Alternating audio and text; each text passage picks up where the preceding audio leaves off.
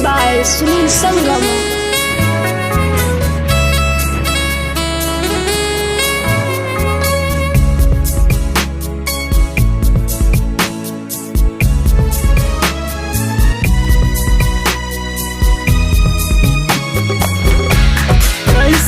के बहन बेटे जी हैं भाई हो, लोगवा बनल बाटे कसाई हो, लोगवा बनल बाटे कसाई हो। आज जवन भाई मानी साजी के साथ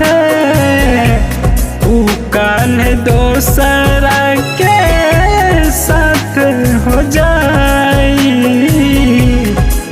काल दोसरा के साथ हो जाई।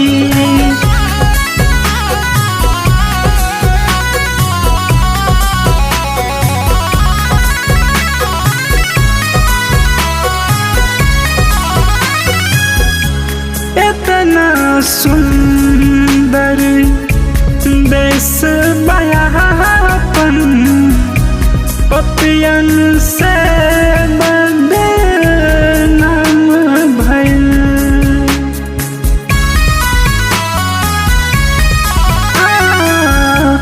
केहू के ना मिलत बसा जा गुनाह सारे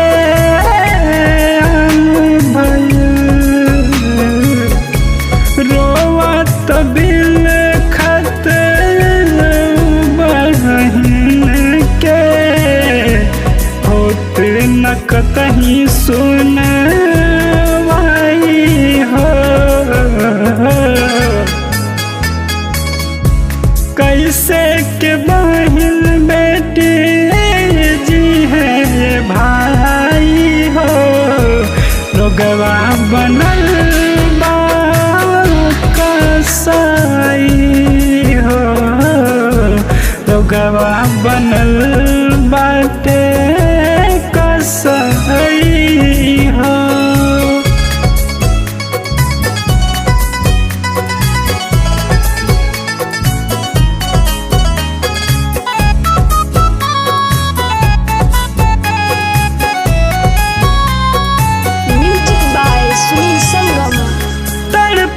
तड़प के निकलल होई अब लाके जान हो।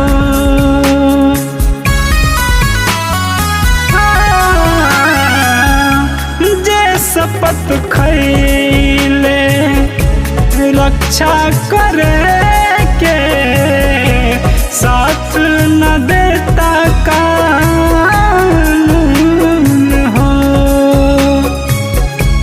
चार दरिंदा जिंदा बाटे जाओ न के दफनाई हो।